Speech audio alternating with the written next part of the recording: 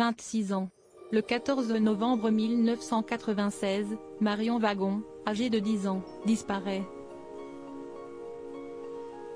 Roland Courdes est alors chef de la sûreté urbaine au commissariat d'Agen. Il se rappelle avoir tout de suite été alerté par l'appel signalant la disparition de la fillette. La raison? Il la révèle à nos confrères de Téléstar dans une interview publiée le 24 mai 2022. D'abord parce qu'il me renvoie à une terrible affaire de 1984, celle de Magali Fora-Bosco, 7 ans, disparue à la sortie de l'école et retrouvée morte 15 jours plus tard.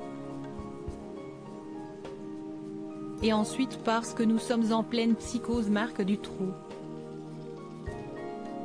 Donc, on envisage le pire. Tout de suite. Dans cette affaire, une nouvelle juge a été nommée. Une bonne nouvelle pour l'ancien enquêteur, elle a raison.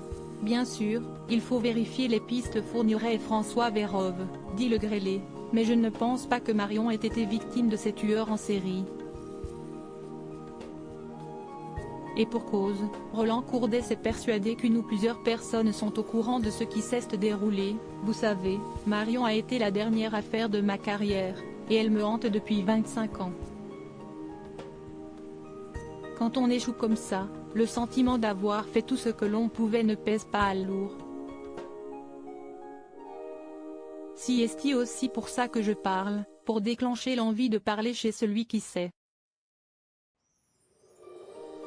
Car quelqu'un sait. Roland Courdes, je suis devenu le meilleur ami de Marion. Il faut dire que pour l'ancien enquêteur, cette affaire de disparition a été et est toujours une véritable obsession. On me l'a reproché, surtout les gendarmes. Quand ils ont été saisis de l'affaire, ils avaient les parents en ligne de mire.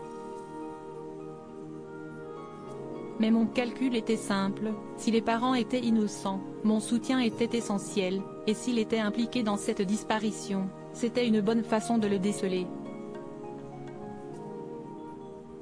Au final, comme le dira M.